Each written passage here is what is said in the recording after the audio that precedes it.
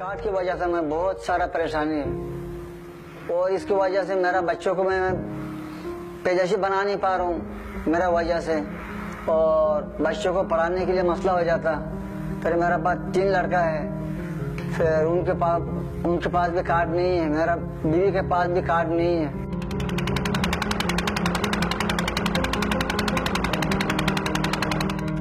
मेरा मामा भी दोनों मर गया, मामाजात भाई है, वो भाई ने इनका बीवी बच्चा सारा खत्म हो गया।